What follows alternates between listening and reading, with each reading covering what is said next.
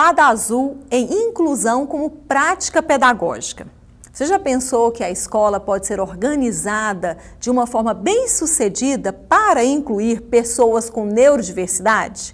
Ou seja, pessoas que têm um comportamento social diferente, que têm necessidades especiais, enfim, a escola se tornar um lugar realmente de aprendizagem, de habilidades socioemocionais para todos que estão ali. Então é sobre isso que nós vamos conversar hoje no intervalo de aula. Vem comigo!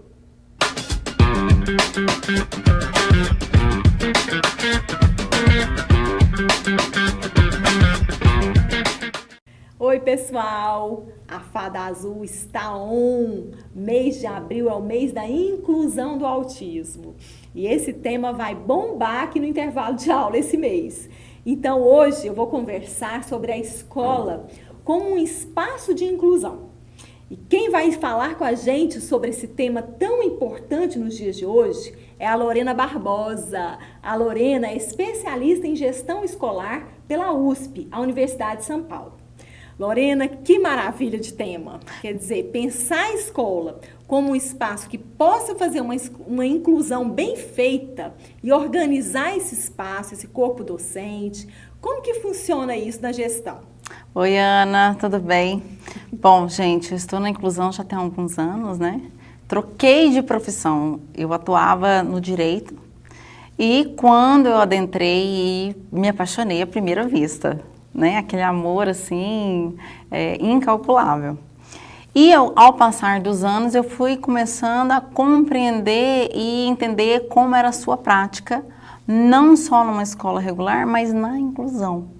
Até porque nós sabemos que hoje a inclusão ela é pouco tratada, pouco discutida, e quando discutida, eu percebo que ainda é um miliar, né? É como se você andasse numa areia movediça ali e não soubesse como caminhar, onde andar, então tem que ter um pouco mais assim de cuidado, né? Olha, e você está falando nessa areia movediça, eu me sinto exatamente assim. A Fada Azul ela visita as escolas, visita também os espaços interessados em promover essa inclusão e a gente sente que há uma insegurança exatamente por onde começar, qual o passo a passo. E aí, o que a gente poderia dar de dicas para essa gestão, já que nós temos poucos mesmo estudos sobre isso, pouco espaço para discutir, mas como que a gente poderia pensar nisso? Bom, primeiramente, o que eu aprendi na escola onde eu trabalho, primeiro o amor. Se você não tiver amor por eles e pelo que você faz, não tem como desbravar. Então, esse desbravar, ele vem de dentro para fora. Bom, partindo disso, você vai em si para uma prática. E nessa prática, obviamente, você precisa se colocar e estudar, né? Para compreender as nuances de cada criança, cada adolescente, né? Das necessidades ali, respeitando as particularidades, né? Então, por exemplo, na obra onde eu como coautora, né, relato, um desses detalhes é com relação à gestão do respeito, né, do carinho, do olhar, né, atencioso. Eu sei que muitas escolas assim não estão preparadas para, como se diz, uma novidade. Mas essa novidade, se você tiver um pouco de perseverança, de calma, tranquilidade, sabedoria, você consegue. Então, a Lorena falou aqui dessa obra, eu acabei de ganhar aqui dela, ó. Então, assim, o Abacaxi na Mão, coordenação, práticas e desafios da educação inclusiva.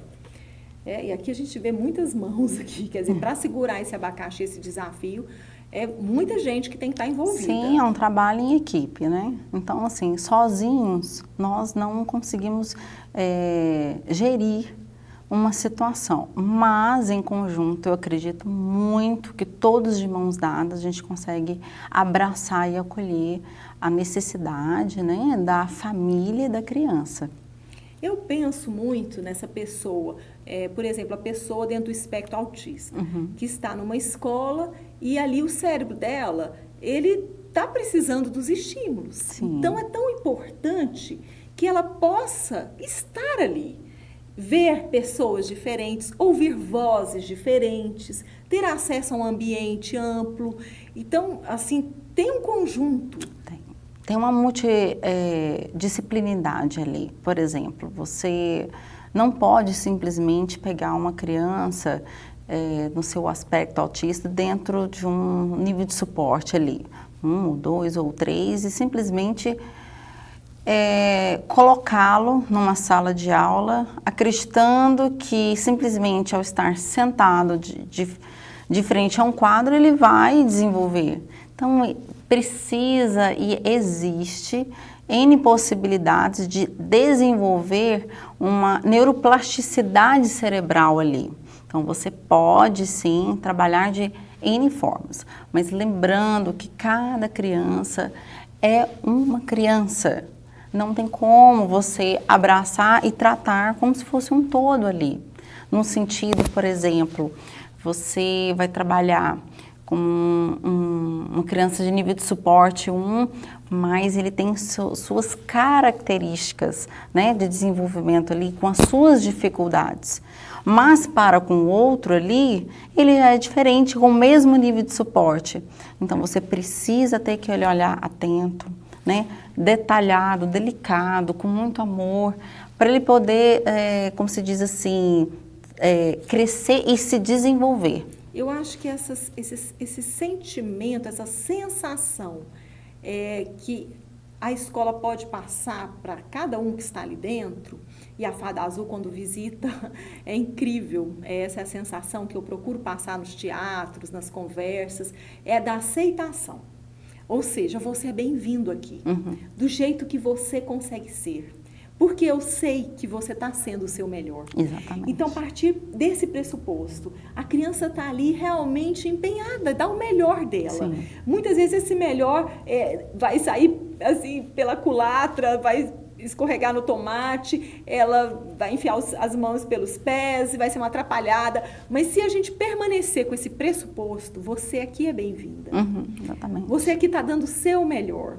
E está tudo bem essa situação inusitada, sim, inesperada, muitas vezes constrangedora, muitas vezes amedrontadora para ela e para os outros, porque às vezes dá uma crise nervosa, sim, por exemplo, que gera nos outros um medo e nela mesma. Sim. Então fica todo mundo com medo. Será que é um bicho que picou? Será que machucou? E às vezes é algo emocional que não está ligado a algo físico, palpável, mas é algo que às vezes até vem de antes da escola, ou às vezes veio de um barulho que ela escutou e ela imaginou algo por trás daquele barulho, o cérebro associou. Então, quer dizer, essas situações acontecem. Sim. E aí, se a gente mantém esse pressuposto, a gente parece que passa por essas situações de forma mais amena e mais rápido, não permanece naquela crise. Não, e é por isso que eu falo assim, a equipe tem que estar preparada não só no âmbito educacional, mas emocionalmente. Né? Você estando em equilíbrio emocional, você consegue repassar, né? Transpassar isso para o outro e trazer para si, né? Num todo. Então, a equipe ali, e você também, cuidando do seu emocional, né? Compreendendo, se colocando, tendo empatia, se colocando no lugar do outro, você consegue, sim, acolher, né? Com certeza, todas as crianças, dentro dessas características, né? Dentro de um aspecto ali, laudado, você precisa, a princípio, se colocar no lugar dele, acolher, e não só uma questão de gestão. Vai muito além, né?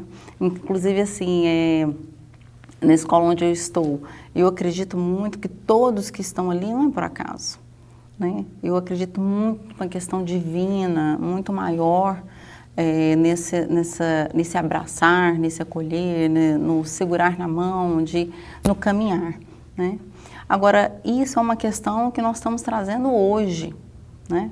Neste século e no século passado, uns anos atrás, como isso se era discutido, como se era trabalhado, né? Eu fico pensando mesmo sobre esse passado. Qual era a resolução que se dava para quando aparecia na família ou na comunidade uma pessoa que não tinha o comportamento social conforme as outras da mesma idade. Ela tinha um comportamento alterado, um comportamento que demandava essa atenção, demandava esse tempo mais lento com ela, dedicado a ela. Como que era a vida dela? O que se fazia com essa pessoa? Bom, há muitos anos atrás, se você olhar para um aspecto assim, histórico mesmo, crianças quando nasciam, no caso gêmeos, e que aquela criança nasceu com alguma deformidade, eles ou matavam ou desapareciam com aquela criança, porque era uma criança que não seria concebível dentro de uma questão cultural, ainda mais para aqueles primórdios ali históricos, por exemplo, vai para uma guerra, vai ter que enfrentar alguma situação, ele precisaria ser algo, como se diz assim, perfeito, né? Bom, com o passar dos anos, historicamente, nós começamos a adentrar em leis, ou seja, alguém começou a olhar para essas pessoas portadores de necessidades especiais com um olhar diferente, mas não é bem assim na prática. Se você olhar nos anos 50, nos anos 60, por exemplo, historicamente todos sabem aqui, quem está inserido nesse molde, em Sorocaba nós tínhamos um local onde crianças, adolescentes, adultos eram jogados ali. Não tinham tratamento, não tinham cuidado, não tinham um olhar. Se você olhar em fotografias, em processo histórico mesmo, a falta do cuidado e o preconceito era muito grande, né? Com o passar do tempo, foi percebendo, hoje, por exemplo, quando eu atuava na área do direito, eu trabalhei com uma pessoa de alto escalão, que ele era autista. Né? Então, olha a capacidade, olha o rompante histórico que nós temos. Então, eu acredito muito que para aquela pessoa estar ali onde estava, a um cargo muito além de respeito, eu vejo uma família por trás que acolheu, que abraçou, que amou, que acreditou, né? Então, assim, obviamente em Sorocaba já não existe mais, até porque esse olhar mudou. E hoje nós buscamos o quê? Uma capacidade, uma capacitação dos profissionais da educação na prática, né? Para trabalhar. Agora, uma coisa que eu bato na tecla, eu vou bater sempre, é com relação da empatia, de se colocar no lugar do outro, né? De você ter uma amorosidade. Isso também é o que move a Fada Azul. A Fada Azul pensa, já pensou? Poderia ser, a Fada Azul poderia ter transtorno do espectro autista. Uhum. E como que a Fada Azul gostaria de ser tratada? Onde que a Fada Azul gostaria de estar? Então, muitas vezes, o autismo, ele nega à pessoa o direito à infância. Sim. O direito de brincar num parque, o direito de brincar num clube, de estar numa praça, de ter os amiguinhos. E aí, quando a gente vai observar, o grupo, ele vai aprendendo a lidar. E, às vezes, quem está mais resistente são os adultos que já têm uma escolarização. Então, veja bem, se eu já tenho uma escolarização, é só eu unir o meu conhecimento cognitivo, buscar mais e aprender também com essas crianças que estão chegando. Então, eu acho que a escola, os professores, eles também aprendem. Sim. E qual é essa lição? Qual é essa lição que essas crianças atípicas, elas nos trazem? Bom, a princípio, a primeira lição para mim, né, que eu tenho é do aprender todos os dias. Eu aprendo com todos eles o tempo todo. Não só na questão do amor que eles têm dentro deles para nos dar, mas do dia a dia ali, né? Você em conjunto, trabalhando com eles, de você se colocar junto ao lado deles, né? Do profissional também. Então, isso fica uma lição, assim, a princípio, para todos nós, de ter amor e empatia. Olha, para a Fada Azul, a lição é criatividade, tanto que surgiu essa personagem. Então, a Fada Azul, para estar ao lado dessas pessoas neurodiversas, teve que se reinventar. Isso foi a princípio um pouco estranho, difícil, mas depois foi muito divertido e bastante estimulante. Essa pesquisa, esse conectar com o outro. E algo que ficou muito claro para a Fada Azul, para mim, Ana Paula, foi a questão de você imaginar algo e você projetar, por exemplo, uma harmonia ali, um conjunto de pessoas neurodiversas com outras típicas dentro do padrão, mas estarem bem num ambiente, compartilhando um jogo, compartilhando um aprendizado, trocando um material, trocando um lanche, fazendo um piquenique, e isso ser possível realizar. E, quer dizer, como que eu chego no objetivo final, nessa meta? Com muita estratégia, com um bom planejamento.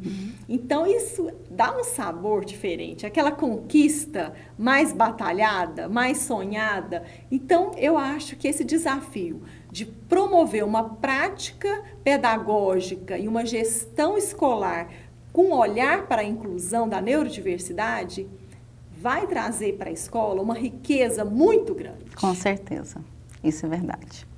Então, acho que a gente vai ficar assim, muito curiosa por ler esse livro aqui e consultar o que esses artigos estão trazendo sobre essa prática da inclusão, levando em consideração as emoções, socioemocional. Sim, são vários coautores, né, que trabalharam dentro das suas experiências, suas práticas pedagógicas, e sempre cada um falando um pouquinho sobre o que é e como nós podemos ajudar, né? Como nós podemos abraçar, acolher. É um caminhar, é um linear inicial, ao meu ver, né? Agora que nós estamos falando, discutindo sobre isso, e eu acredito que daqui a alguns anos vai ser muito fácil, muito prático, muito sociável, muito acessível, né? Ai, muito obrigada, Lorena. Eu que agradeço, Ana. Estou cheia de esperança da gente continuar pesquisando, discutindo esse assunto e evoluindo na prática. Com certeza. Obrigada, viu? Um prazer imenso de estar aqui e estar compartilhando essas experiências. Obrigada, pessoal, e continue ligado no intervalo de aula.